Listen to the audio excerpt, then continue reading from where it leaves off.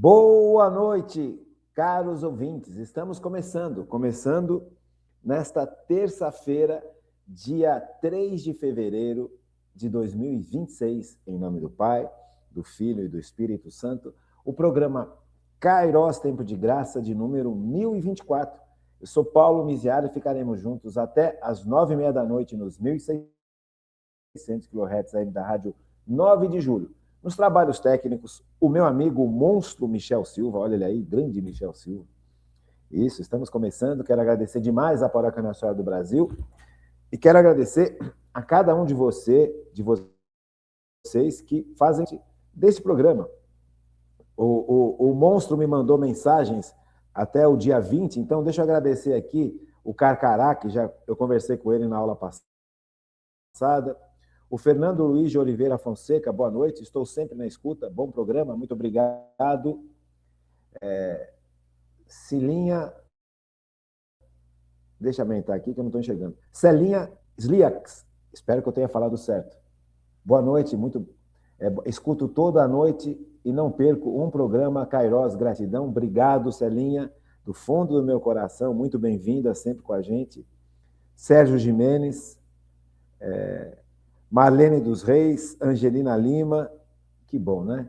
Esse povo todo com a gente, e tanta gente que participa, tanta gente que mantém a sequência de estudos. Eu fico muito emocionado com isso e fico muito grato. Na aula passada, nós falávamos sobre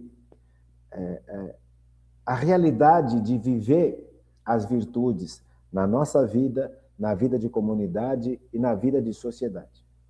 As dificuldades que temos pessoais e sociais de viver e de entender a importância das virtudes humanas. Essas virtudes humanas, elas são humanas, né?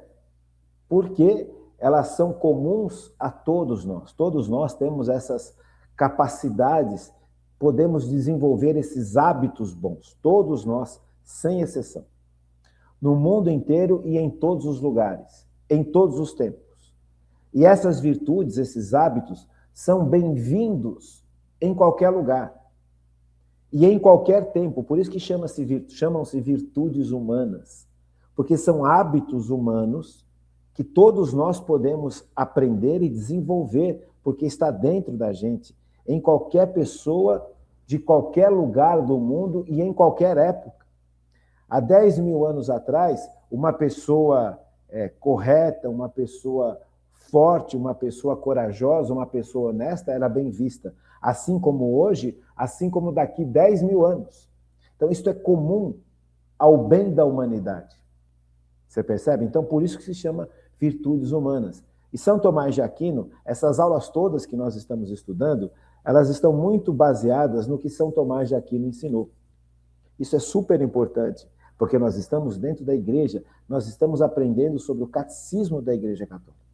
Então, São Tomás de Aquino, ele nos apresenta essas realidades sobre as virtudes humanas e como elas estão ligadas com os dons, como elas estão ligadas com as capacidades sobrenaturais.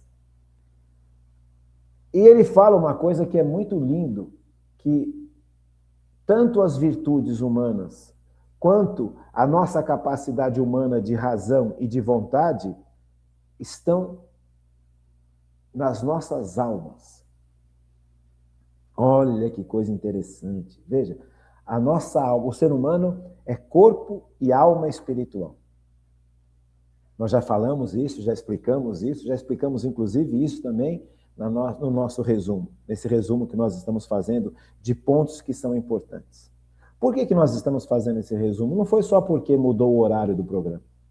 Foi porque nós já praticamente estudamos o catecismo da Igreja Católica como um todo.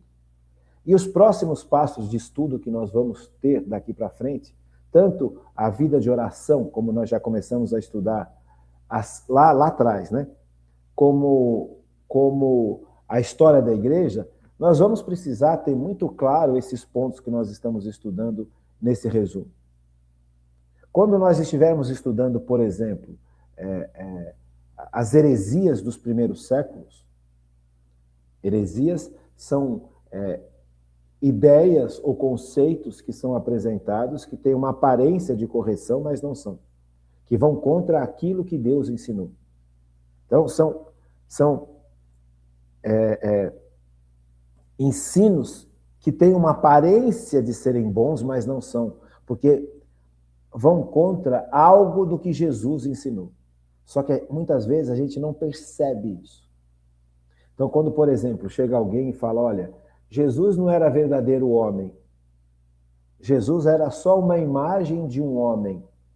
Então, Jesus não existiu de realidade. Já teve isso dentro da igreja. Alguém já tentou ensinar isso dentro da igreja. Um religioso já entendeu isso de forma errada e quis ensinar isso para as outras pessoas. E a igreja, ouvindo isso, falou, não, peraí, Jesus é Deus que se faz homem, verdadeiro Deus e verdadeiro homem. Então a igreja, ela defende, e ela tem o dever de defender a verdade, contra justamente esses erros que são muitas vezes levantados ao longo dos séculos.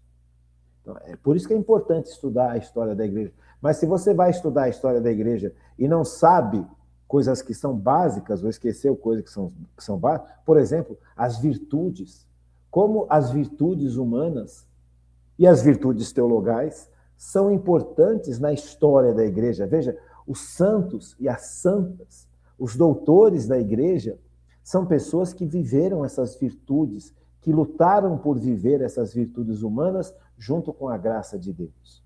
Se eu não conheço as virtudes humanas, como é que eu vou olhar para a história dos santos da igreja? Porque a igreja ela não é só um prédio. A igreja somos todos nós. Então, se eu não sei o que são virtudes, se eu não sei o que são dons de santificação, se eu não sei o que é a graça, terminado o nosso estudo de virtude, nesse nosso resumo, que daqui a pouco nós vamos começar o estudo das virtudes teologais, terminado o estudo das virtudes teologais, nós vamos estudar o que é a graça. O que significa a graça? A gente fala tanto da graça, a graça, a graça. Nós já estudamos lá atrás o que é a graça santificante, mas estava lá atrás, quando nós estudávamos sobre os sacramentos. Ficou lá atrás, faz muito tempo. Então, a gente esquece, a gente precisa relembrar isso. Então, o que é a graça? Depois da graça, nós vamos estudar o que é o pecado. O que é pecado? Sabe, o que é o pecado? A gente fala tanto, mas será que eu sei definir o que é pecado? A gente fala tanto da graça, mas será que eu sei definir o que é graça? Então, quando nós estivermos estudando a história da igreja, eu preciso que esses conceitos estejam muito claros na cabeça da gente. Senão a gente se perde, senão se torna uma coisa enfadonha, uma coisa chata. E a história da igreja é tudo menos enfadonho e chato, porque é uma história de pessoas que se abriram ao seu potencial humano e que se abriram principalmente à ação do Espírito Santo em nosso favor. E essas pessoas refletem na sua história pessoal uma vida de santidade e refletem uma transformação de mundo. Porque são pessoas que estão vivendo no tempo delas, no tempo que elas viveram. Eu não posso olhar para o tempo que elas viveram com a cabeça de hoje. Eu tenho que olhar para o tempo em que elas viveram com a cabeça daquele tempo. Porque senão eu não vou entender que aquele santo não foi só santo, não foi só uma pessoa que venceu o pecado, que venceu a malícia, que venceu a morte, que venceu a tristeza, que teve cura interior, mas aquela pessoa, com isso tudo, ajudou a transformar o tempo dela, ou dele. Ajudou a fazer a sociedade melhor. Tem um exemplo que eu acho tão bonito, né? Os jesuítas, quando eles vieram aqui para o Brasil, São Paulo foi fundado por jesuítas. E eles traziam junto da sua religião, da sua formação religiosa, eles trouxeram para a região de São Paulo e para a região do Rio de Janeiro e para a região onde eles estiveram, lá no sul do Brasil, eles trouxeram uma série de conceitos importantes. Trouxeram conceitos de agricultura, trouxeram conceitos de comunidade, trouxeram conceitos de sociedade. Então, eles encontraram uma sociedade extremamente primitiva e eles não abusaram dessa sociedade primitiva. Eles não ofenderam essa sociedade primitiva. Eles não destruíram essa sociedade primitiva. Eles cultivaram essa sociedade brasileira que era primitiva, os índios, e ensinaram para os índios um monte de coisa que os índios não tinham nem noção. E fizeram com que esses índios tivessem um ganho de qualidade de vida e um ganho de qualidade de santidade impressionantes. Só que ninguém fala isso. Ninguém mais fala essas coisas. Quando fala que a igreja, que os religiosos vieram para a América Latina, falam dos erros que foram cometidos por outras pessoas que não eram tão religiosas assim e que vieram juntas. Mas não falam dos acertos que esses homens fizeram em favor dos indivíduos e em favor da sociedade.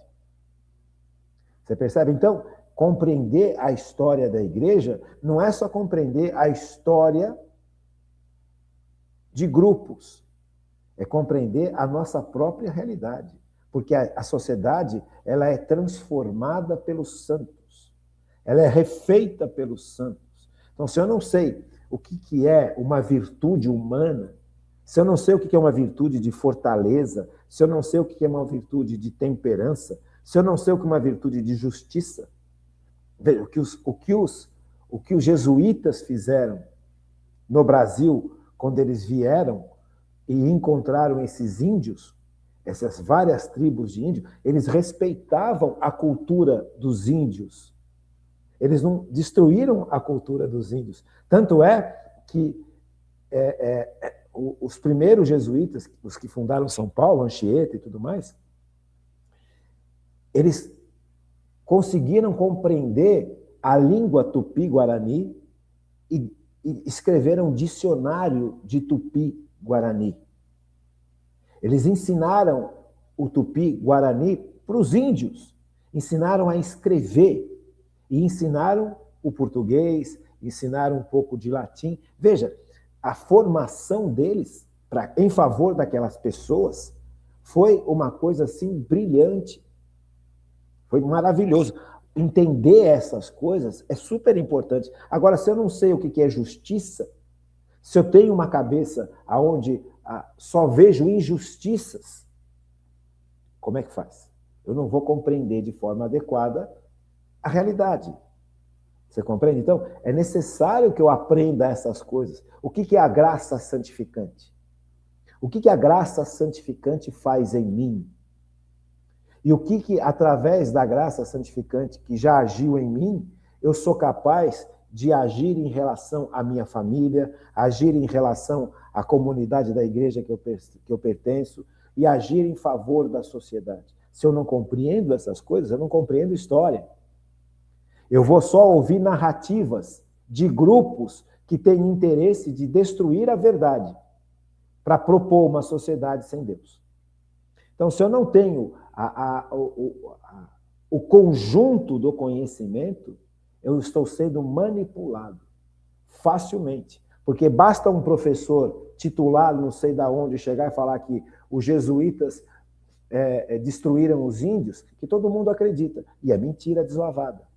É justamente ao contrário. Quem destruiu os índios não foram os jesuítas. Quem destruiu os índios foram pessoas da Europa, por exemplo, que vieram com a intenção de escravizar os índios. Mas os jesuítas não fizeram isso, muito pelo contrário, eles defendiam os índios.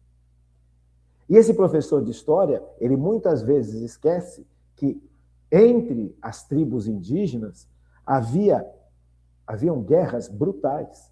Os índios destruíam os próprios índios. Os índios entregavam outros índios a quem queria escravizar os índios. Só que isso ninguém mais fala. Por isso que é importante a gente estudar a história da igreja. Porque a gente vai estudar a história, a realidade, aquilo que aconteceu, não narrativas. E essas narrativas estão contaminadas de um monte de intenções terríveis, que é destruir a verdade de uma civilização que foi construída sobre Cristo. para construir uma nova civilização sem Cristo.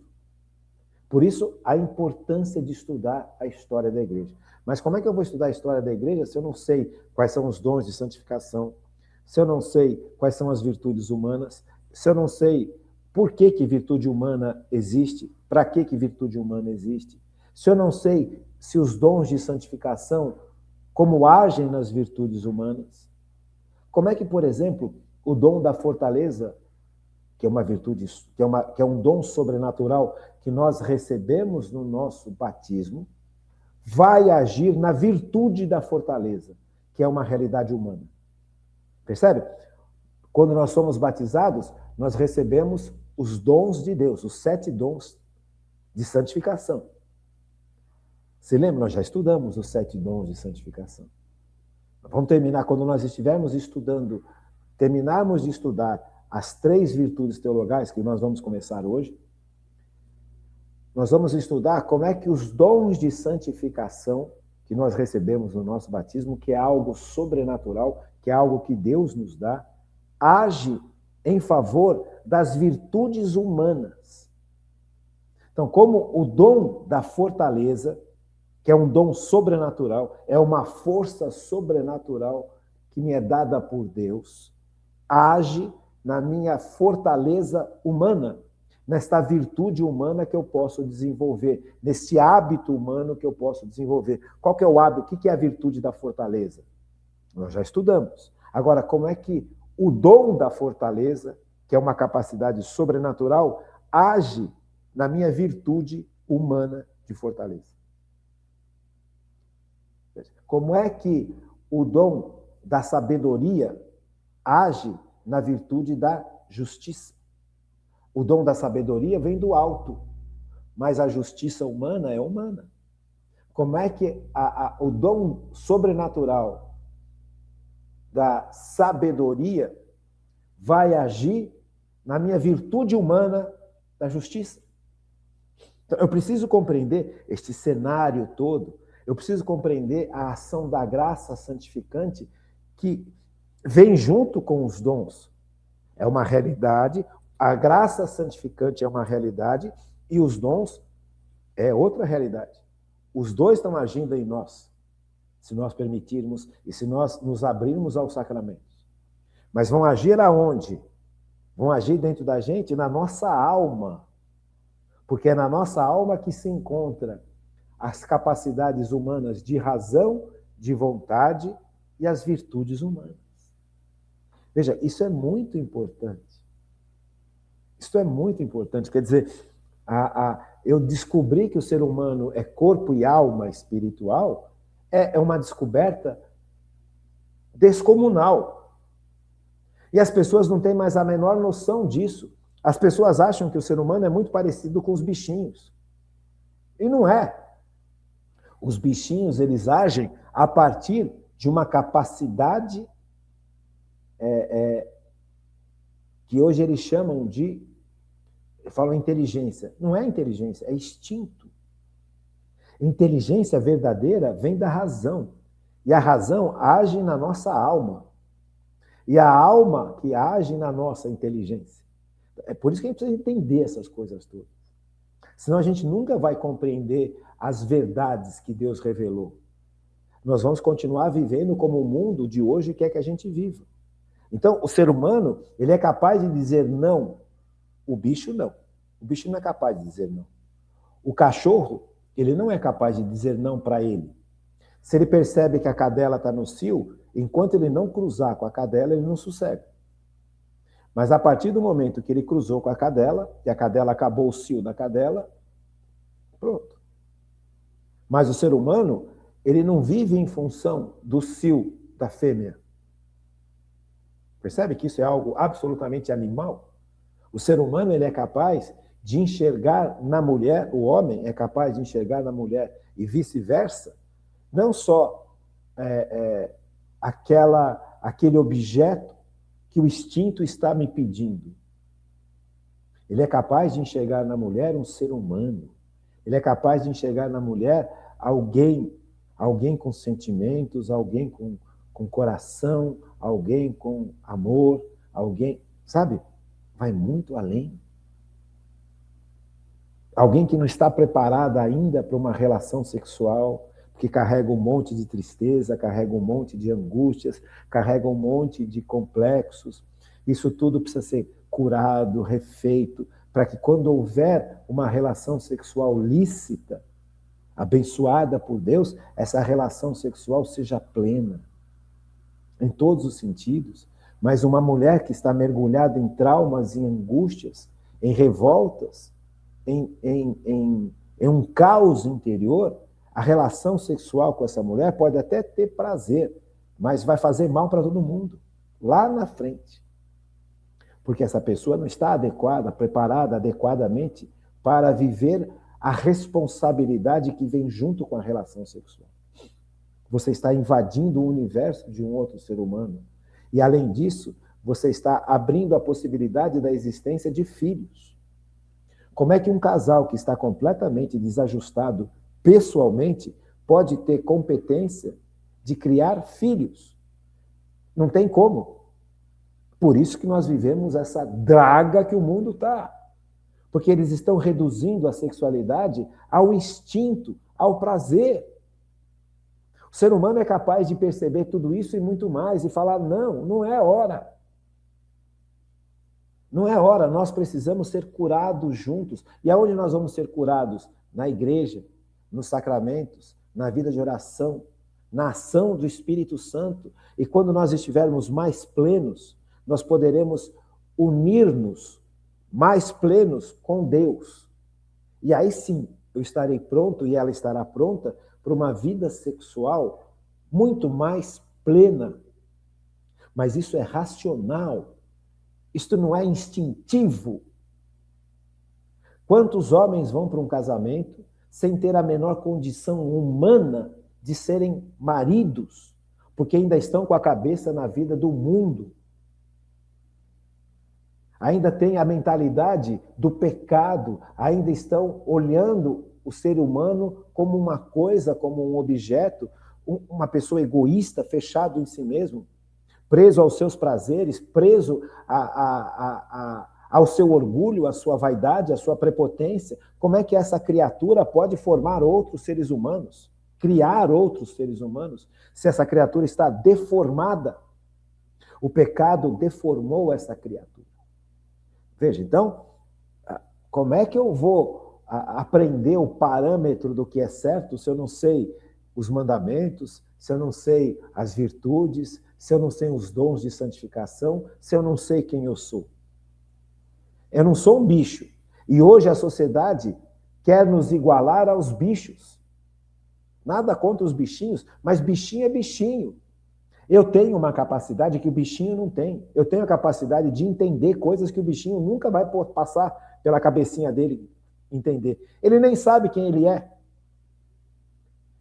Se um bichinho estiver andando com você, você montado num cavalo e um cachorro passeando por uma fazenda. Aí você passa pelo rio de uma fazenda, um riacho.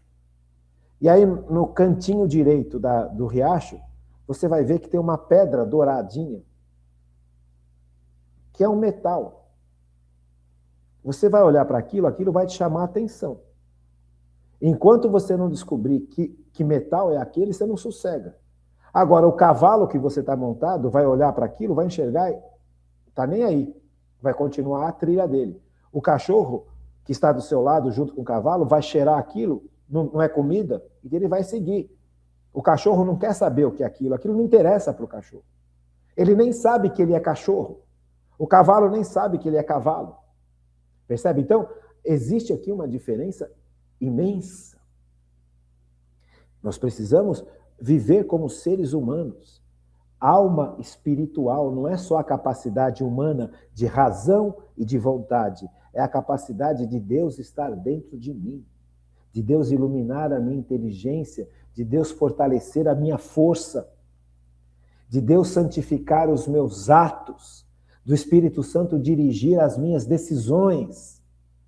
Por isso que o ser humano é corpo, que é matéria, e alma espiritual. O bichinho é corpo e alma, que não é espiritual. Então não cabe na alma do bichinho a razão, a vontade, as virtudes. Não cabe. Então, se um cachorro encontra um outro cachorro que está invadindo o espaço dele, ele vai atacar o outro cachorro. E se não separar, ele vai matar o outro cachorro. Por quê? Porque ele vive pelo instinto. Não existe na alma do cachorro a possibilidade de virtudes, de desenvolver as virtudes, de conhecer esses hábitos, esse potencial de ter uma habilidade, hábitos bons. Veja, o outro cachorro invadiu o espaço desse cachorro. E quem deu esse espaço para esse cachorro? Você percebe? Ele vive do instinto. Aonde ele está, ele compreende instintivamente que aquele espaço pertence a ele. E o outro bicho não tem o direito de invadir aquele espaço. Porque é a sobrevivência dele. Veja, onde é que fica a justiça aqui? Onde é que fica a temperança aqui? Não tem espaço para isso. Não existe na alma desses bichos. Porque a alma, ela dá a forma e a vida. A alma nos dá a forma e a vida. Se o meu cérebro funciona, porque eu tenho uma alma. A partir do momento que eu morro, a alma se separa do meu corpo e a alma fazia o meu cérebro funcionar. E é na minha alma que estão as virtudes e o potencial humano de razão e de vontade. E de memória. Eles falam que o elefante tem memória. Tem, mas não é que nem a nossa. Ele guarda uma, como se fosse uma foto. Aqui, alguém mexeu nele, alguém bateu nele. Você compreende? Veja, isto aqui é como se fosse um instinto de sobrevivência. Aquilo me fez mal, aquilo me agrediu, então eu preciso me defender. Não é uma memória que nem a nossa. A nossa memória, ela pode ser trabalhada, ela pode ser desenvolvida, ela pode ser cultivada, ela pode ser iluminada pelo Espírito Santo. A memória do bicho, não. O bicho que foi alimentado de pequenininho, um tigre que foi amamentado por um ser humano, de certa forma vai ter um instinto em relação a esse ser humano, como se fosse esse ser humano a mãe desse bicho. Mas não é uma memória afetiva e efetiva. É um instinto. Então, nós precisamos nos colocar diante das realidades. Veja, o estudo das virtudes, ele é fantástico. Então, as virtudes são comuns aos seres humanos. Por isso que se chamam virtudes humanas. São hábitos que nós podemos desenvolver.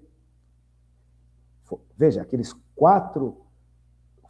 quatro virtudes que são fonte de outras virtudes.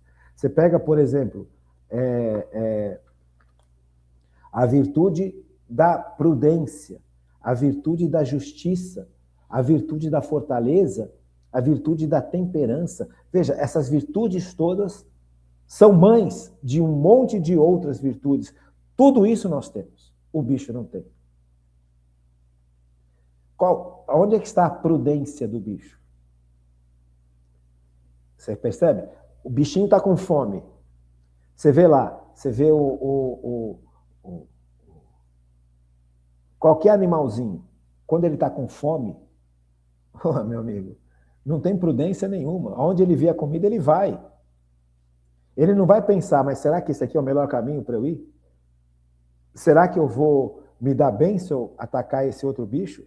Será que esse outro bicho é capaz de me matar? Ele vai instintivamente.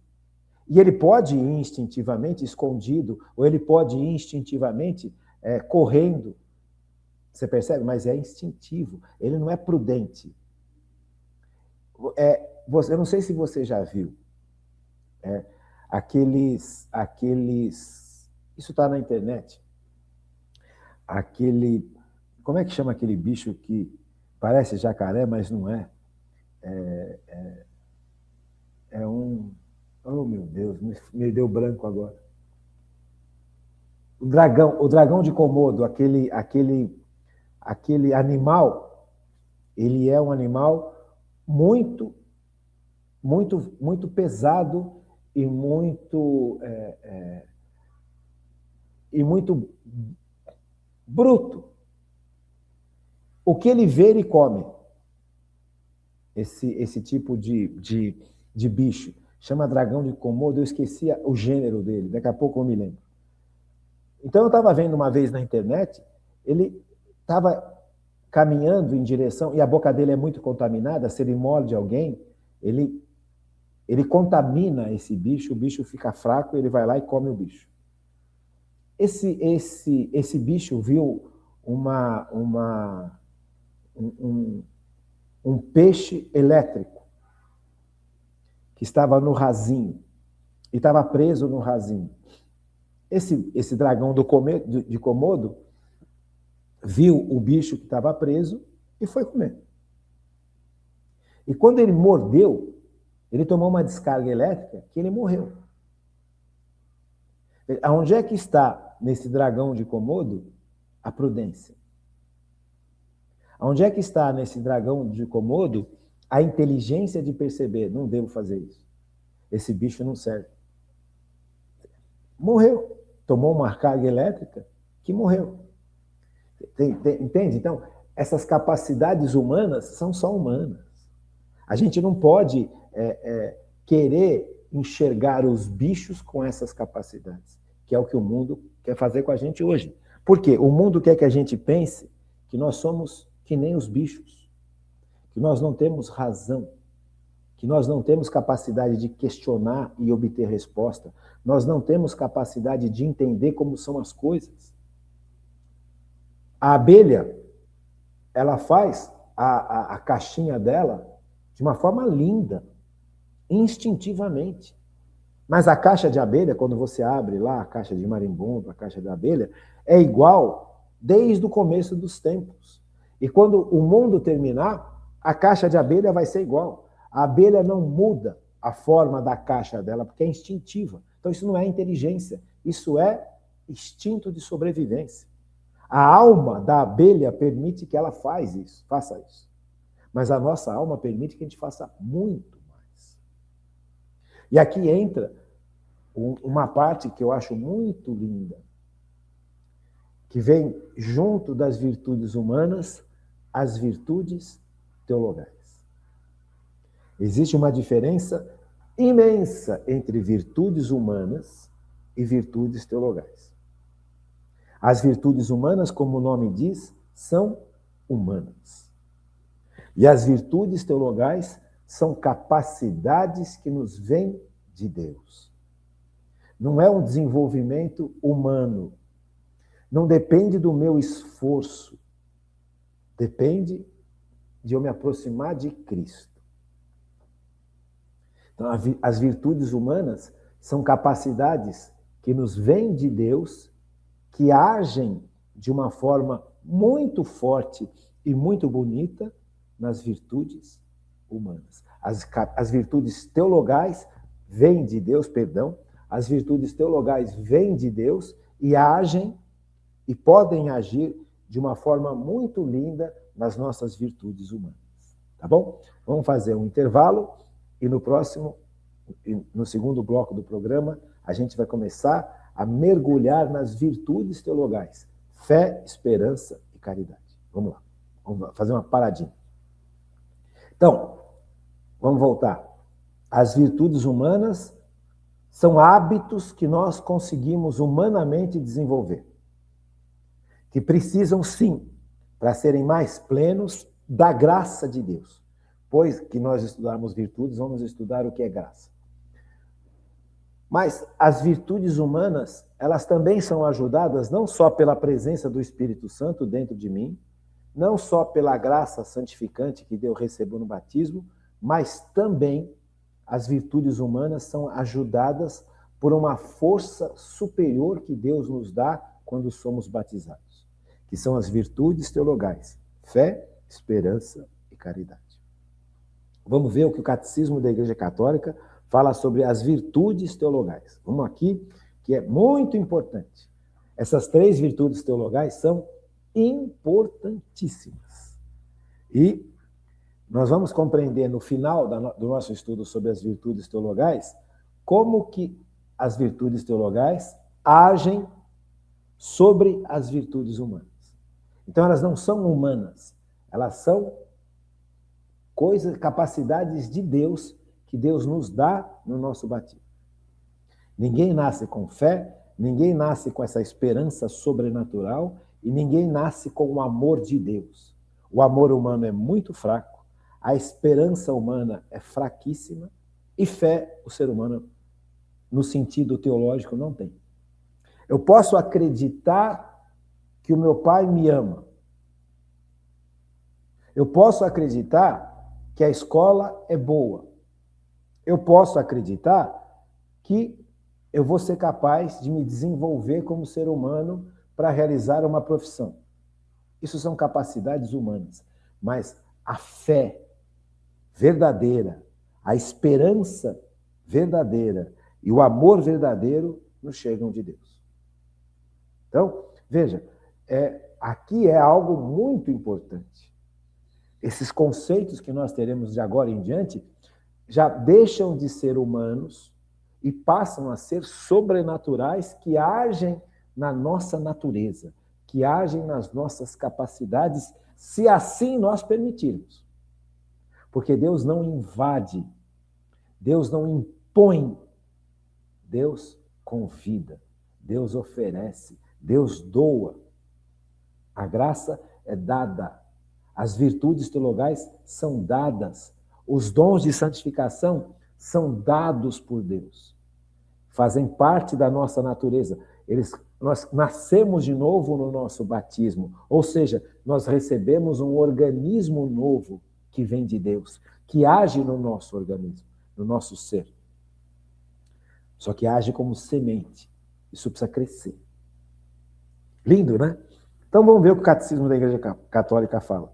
Número 1812 do Catecismo da Igreja Católica. Fazia tempo que a gente não abria o Catecismo da Igreja Católica. O número são esses numerinhos que estão em frente aos parágrafos. Não é o número da página. Volto a falar isso sempre porque é importante que a gente tenha essa perspectiva. Então, quando a gente fala o número do catecismo, não é o número da página, é o número esse número que está aqui do lado, ó. Tá vendo esse número que está aqui do lado? Esses números é que nos informam o parágrafo que a gente tem que ler, tá bom? Então, 1812 do Catecismo da Igreja Católica diz assim: as virtudes humanas, que nós já estudamos, se fundamentam, têm como base, têm como força, têm como luz, têm como sentido maior as virtudes teologais. Fé, esperança e caridade. Que adaptam essas virtudes teologais, adaptam as faculdades do homem para que possa participar da natureza divina. Então, veja, as virtudes teologais vão agir nas nossas virtudes humanas. Não é só para que a gente seja melhor neste mundo, mas para que a gente possa ser transformados à imagem e semelhança de Cristo. Porque só transformados à imagem e semelhança de Cristo, ou seja, parecidinhos com Jesus, santificados pelo Espírito Santo, nós poderemos ser mergulhados na Trindade Santa quando nós estivermos diante de Deus. Deu para entender? Ou foi muito complicado? Vamos de novo? As virtudes humanas se fundamentam nas virtudes teologais. As virtudes humanas, tudo isso que nós estudamos. Quais são? Vamos falar de novo.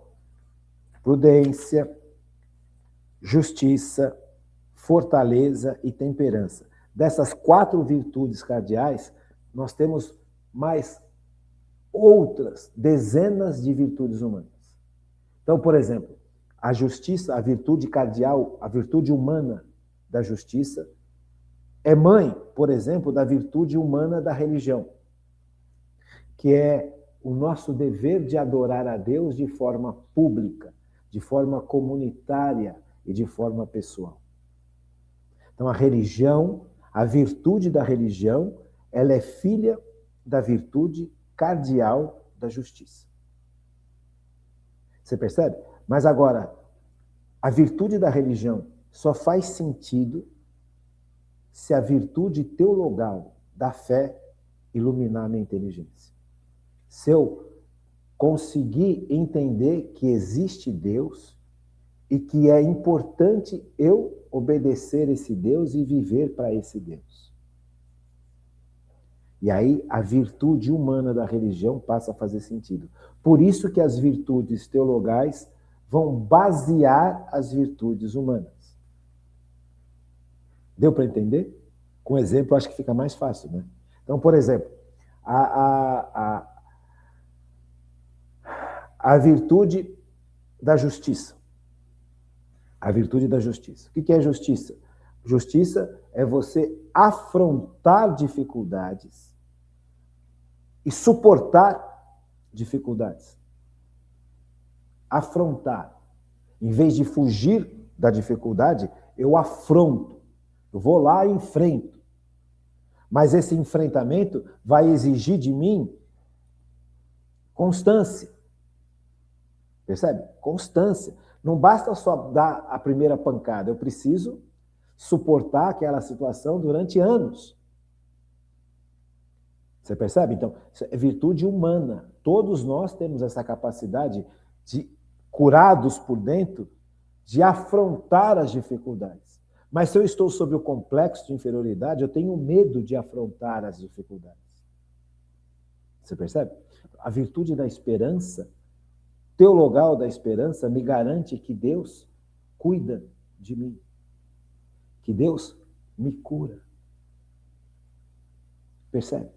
Por isso que o catecismo está falando aqui, de forma tão simples, as virtudes humanas se fundamentam nas virtudes teologais que adaptam as faculdades do homem para que possa participar da natureza divina. Veja, não é só transformar o ser humano, não é só basear o ser humano para que o ser humano viva para este mundo. As virtudes teologais fazem com que as nossas virtudes humanas sejam tão bem vividas, tão crescidas, tão desenvolvidas, que a gente vai ficar muito parecido com Jesus. Isso é vida de santidade. Vamos pegar aqui o que o Catecismo da Igreja Católica nos pede para pegar. Segunda carta de São Pedro, capítulo 1, versículo 4. Vamos pegar aqui a segunda carta de São Pedro, versículo 1, capítulo 4. Vamos lá. Carta de São Pedro, para a gente entender na Bíblia. Vamos lá. Segunda carta de São Pedro. São Pedro, o primeiro Papa, escreveu 3 cartas. A primeira carta, a segunda carta e a terceira carta. Estão na Bíblia. Eu não sei se você já leu alguma vez as cartas de São Pedro. Nós já lemos muitas vezes as cartas de São Paulo. Né? Primeira de Coríntios, segunda de Coríntios, primeira de Tessalonicenses, primeira carta de Efésios, carta aos Efésios, e aí vai, uma série de cartas que São Paulo escreveu para as comunidades que formavam a igreja primitiva. Carta aos Hebreus. Veja, São Paulo está falando para os judeus que aderiram ao cristianismo, os hebreus. Carta aos Efésios. São Paulo está falando aos homens de Éfeso, tanto os judeus quanto os pagãos que aderiram ao cristianismo. Então, São Paulo está conversando, mandando orientações, mandando ensinos para aquelas comunidades em que ele viveu e que ele construiu, ajudou a construir. São Pedro também está escrevendo cartas. São Pedro é o primeiro Papa. Veja, São Pedro, ele olha, já começa a olhar para a igreja como um todo. Interessante, né? Interessante. Por isso que é importante estudar a história da igreja. Então, os papas, eles intuitivamente compreendiam que aquelas comunidades todas que formavam a igreja primitiva precisavam de orientação. Então, São Pedro escreve, que é o primeiro Papa, ele olha para o todo, assim como os outros papas que vieram depois de Pedro. Quando nós estivermos estudando a história da igreja, você vai ver que alguns papas que vieram depois de Pedro, logo perceberam que eles precisavam falar em relação ao todo da igreja, não a determinados grupos. Bonito, né?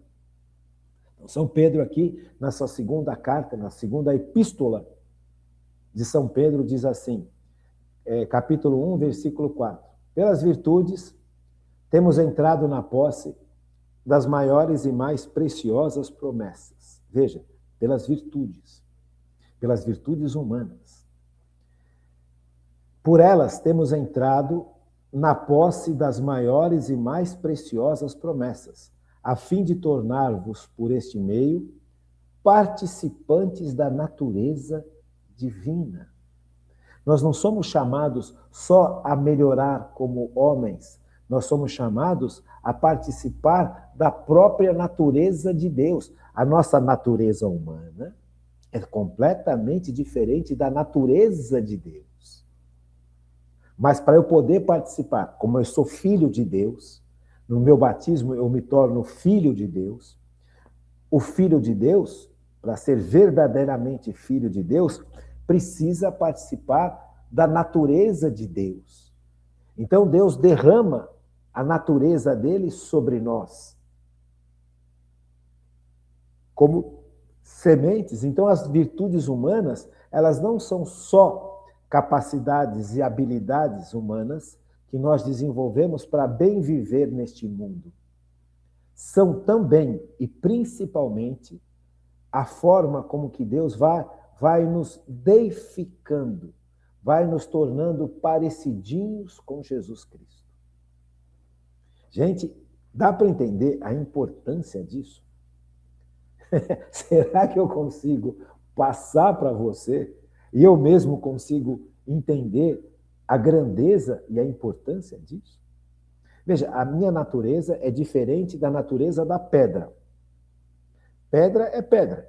Cada criatura nesse mundo tem uma natureza e as naturezas são diferentes. Veja, a pedra, você não pode esperar que a pedra gere uma flor por si. Você não pode esperar que a pedra saia andando por si. Você não pode esperar que a pedra voe por si. Ela pode escorregar da montanha, mas não é ela que está definindo o caminho dela. Ela está sob a ação de uma força física chamada inércia. Então você tem uma pedra aqui em cima. E essa pedra não tem uma base sólida que a sustente, a inércia, a gravidade puxa essa pedra. Então essa pedra, querendo ou não, ela vai acabar caindo, porque o vento passa, vai tirando a terra que sustenta essa pedra, a chuva bate e vai tirando a terra que sustenta essa pedra, até que chega uma hora que essa pedra não tem mais quase terra que a sustente. Então, a gravidade vai agir e essa pedra vai rolar montanha abaixo. Não é assim que acontece? Foi a pedra que andou? Não, a pedra não tem capacidade de andar. A pedra rolou. Agora, o ser humano tem capacidade de andar. A natureza humana permite que o ser humano possa andar. A natureza do boi permite que o boi possa andar com suas forças, com a sua capacidade. A pedra não. A árvore também não pode andar. Então, a natureza da árvore já é diferente da natureza da pedra. Só que eles têm em comum que a pedra não pode se mexer. A árvore, ela fica presa aonde ela está. Ela se mexe de uma outra forma. Ela cria raízes para baixo e ela cria a copa para cima. É uma forma de se mexer. Você percebe? Mas é uma forma onde ela fica fixa. Ela já tem um movimento. A natureza da árvore é diferente da natureza da pedra. A árvore, ela está numa natureza mais avançada, mais capaz. A pedra não. A pedra tem o sentido dela, tem a função dela, tem o porquê dela e o para quê dela. Mas é algo muito pobre como natureza. A árvore já tem algo que é muito mais rico que a pedra. A árvore já tem capacidade de se desenvolver, já é um ser vivo. Veja, já são naturezas que já têm uma distância uma da outra imensa. A pedra nunca vai poder agir por si só. A árvore já começa a ter como agir, como existir, como viver. Veja, é um salto de natureza incrível. É que a gente não para pensar, mas é incrível. Veja, a pedra não pode gerar vida. O salto aqui é incrível. A diferença de natureza de uma árvore para uma pedra é um salto quilométrico. A pedra não pode gerar vida. Veja, o imaterial não gera vida. O imaterial é imaterial. Perdão, o material não pode gerar vida, material. Uma pedra não pode gerar vida, o barro não pode gerar vida, a água não pode gerar vida. A terra permite que a vida possa acontecer, mas não é ela que gera a vida. A água permite que a vida possa acontecer, mas não é ela que gera a vida. Veja, o salto aqui é quilométrico. A vida existiu, começou a existir por vontade de Deus. Não foi da pedra ou da água ou do barro que a vida passou a existir. Não foi a química que gerou a vida, porque a química é inerte, é material. Percebe? A vida vai além. E muita gente não entende isso hoje. Então, veja como são coisas importantes. Por isso que a gente precisa entender com minúcia, senão a gente não percebe a grandeza de uma coisa e da outra. Veja, essa árvore, ela já é vida, já é viva. Já é viva. Ela tem um ciclo de existência, ela vai gerar folhas, ela vai gerar frutos, e esses frutos vão gerar sementes, e essas sementes vão cair na terra e gerar outras árvores, e assim você vai formando as florestas. Mas essa vida não vem da matéria, vem de Deus. Sabe, vem dessa realidade que anima algo material. Quando fazia cursinho e fazia faculdade, há 45 anos atrás, o professor chegava de biologia, que era ateu, e falava, olha,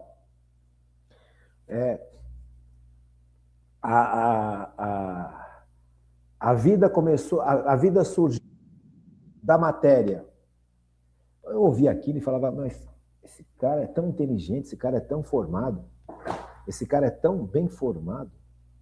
Como é que esse cara fala um negócio desse? Como que a pedra pode gerar vida? Como que a química pode gerar vida? Não, gera vida pelo seguinte, você tem um caldo, que é a água, e nesta água, os elementos químicos vão se unindo e vão formando moléculas. E depois de muito tempo, essas moléculas formaram uma molécula de DNA ou de RNA. E daí começou a surgir a vida, porque demorou muito tempo. Gente, isso é impossível de acontecer. Se não houver uma ação divina em favor da existência da vida, como é que surge vida? Você pode deixar moléculas reagindo num meio de cultura durante bilhões de anos, que vai continuar sendo material, vai continuar sendo inerte. Como é que surge de algo inerte vida? Então, são teorias que são muito difundidas hoje em dia e todo mundo acredita piamente nisso. A vida surge a partir da ação de Deus. E essa ação de Deus pode acontecer de várias formas, inclusive a partir de uma certa evolução. Não tem nada contra isso. Agora, a vida surge porque Deus assim quis. Porque não tem como surgir vida do inerte. A pedra não vai deixar de ser pedra. Se você olhar a pedra daqui 10 bilhões de anos, se ela não virou pó, ela vai continuar sendo pedra. Você compreende? Então, esse salto é imenso. Outro salto imenso, veja, as aves, elas podem voar. A árvore não pode. Os répteis, eles podem andar. A ave não pode. Veja, olha outro salto. Mas nós estamos falando, por enquanto, de coisas naturais. Agora, o que São Pedro está nos falando é algo que ultrapassa o natural. Veja, a vida humana pode ser transformada de tal forma que nós podemos nos tornar semelhantes a Deus, o Criador, por vontade dele. Vamos ler de novo? As virtudes cristãs. Por elas, temos entrado na posse das maiores e mais preciosas promessas, a fim de tornar-vos, por este meio, participantes da natureza divina, subtraindo-vos a corrupção que a concupiscência gerou no mundo. Por esses motivos, esforçai-vos, quanto possível, por unir a vossa fé à virtude, a virtude à ciência, a ciência à temperança, a temperança à paciência, a paciência à piedade, a piedade o amor fraterno e o amor fraterno à caridade. Se essas virtudes se acharem em vós abundantemente, elas não vos deixarão inativos nem infrutuosos no conhecimento do nosso Senhor Jesus Cristo. Que coisa! Que coisa! Será que eu consegui explicar? Que coisa impressionante! Veja, o que o demônio ofereceu para Adão e Eva na tentação? Foi exatamente isso. Vocês serão como deuses, sem a ação de Deus. Percebe? A tentação. Deus quer nos fazer semelhante. Nós nunca seremos deuses. Nós seremos semelhantes a Deus. A palavra que engloba essa realidade chama deificação. Deificação é esse processo que Deus realiza em nós, que transforma a nossa natureza humana semelhante à natureza de Deus. Nós não seremos deuses como Deus é Deus, porque Deus é Deus, só Deus é Deus. Mas nós podemos ficar semelhantes a Deus. Nós podemos ser deificados a partir do momento que nós deixamos que esses dons sobrenaturais que Deus derrama sobre nós possam agir. E esses dons sobrenaturais, a graça santificante, os dons de santificação e essas 3 virtudes teologais é que vão transformar o nosso ser humano num ser parecido com o ser de Deus. Seremos deificados. E o demônio tentou a Eva falando que ela poderia ser Deus sem esta ação dos dons, das virtudes teologais e da graça santificante e da própria presença de Jesus e do Espírito Santo dentro de nós. Entendeu a gravidade do pecado original?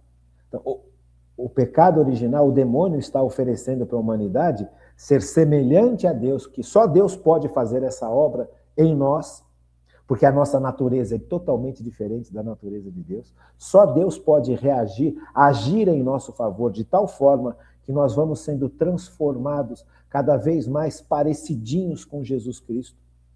Jesus Cristo se fez homem. Por isso que eu falo para você, olha, o nosso parâmetro é Jesus Cristo. em todos os sentidos, porque Deus quer que a gente fique muito parecido com Jesus Cristo, como Jesus Cristo viveu, na perfeição que Jesus Cristo viveu. Então, Deus quer isso, e esse é o nosso destino. E é por isso que fomos criados. Nós não fomos criados só para viver sob a natureza humana.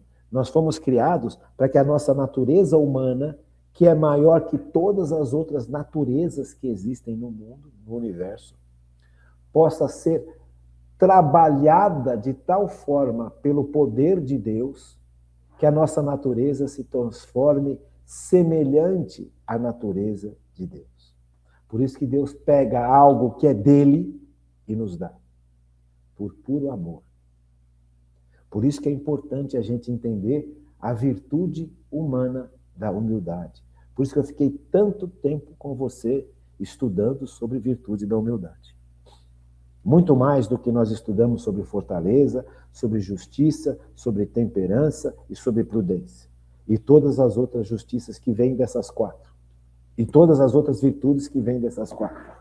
Por quê? Porque a virtude humana da humildade é o meu dizer sim a Deus. Senhor, faça essa obra de transformação em mim. Realiza essa transformação que o Senhor quer realizar desde quando eu existi no seu coração. Deus não quer que eu seja um homem medíocre e uma mulher medíocre. Deus quer que eu seja um homem santo e você uma mulher santa, para que a imagem dele, algo da natureza dele, possa fazer parte da minha natureza. Veja, é um salto quântico. Eu sempre serei uma criatura, mas na medida em que eu vou vivendo as virtudes humanas, na medida em que as virtudes humanas vão sendo desenvolvidas, junto com a graça de Deus, junto com os dons de santificação e junto com as virtudes teologais, fé, esperança e caridade, que baseia as virtudes humanas, que embasam as virtudes humanas, que dão sentido para as virtudes humanas, conforme eu vou desenvolvendo essas virtudes humanas com Deus, em sociedade, em comunidade, no meu trabalho, na minha família, eu vou sendo transformado à imagem e semelhança de Cristo pelo poder de Deus. Veja, isso é impressionante. Isso é algo que ultrapassa tudo o que a gente pode imaginar em relação ao amor que Deus tem por nós. Nós que somos pecadores, frágeis, nós que somos pequenos, nós que somos nada, um grão de poeira perto da glória de Deus. O salto que Deus está propondo, e por isso Ele nos criou para isso. Ele não nos criou para este mundo, Ele nos criou para que a gente possa estar de tal forma transformados, refeitos, santificados, puros e perfeitos, a tal ponto que a gente possa ser mergulhado no que é a Trindade Santa, no amor que o Pai tem pelo Filho, que o Filho tem pelo Pai, e este amor é a terceira pessoa da Trindade. Veja, este influxo de amor, este amor que Deus Pai tem por Deus Filho, que Deus Filho tem por Deus Pai, é tão perfeito que se personifica na terceira pessoa. Veja, este ciclo de amor, é nesse ciclo de amor que eu preciso estar. Eu vou ser mergulhado por Cristo neste ciclo de amor que é o céu. Mas para isso eu preciso ser transformado à imagem e semelhança de Deus nesse mundo. Por isso a importância de estudar as virtudes humanas. Se eu não desenvolver esse potencial que Deus me deu, essa capacidade, essas habilidades de fazer coisas boas, de fazer o que Cristo fez, de viver como Cristo viveu, eu não estarei purificado para estar mergulhado nesse influxo de amor, nesse ciclo de amor eterno que é o céu. Deu para começar a entender a importância do que nós estamos estudando? Ai, que bom. Então tá bom. Amanhã tem mais, tá bom? Fiquem com Deus, uma boa noite e até amanhã, se Deus quiser.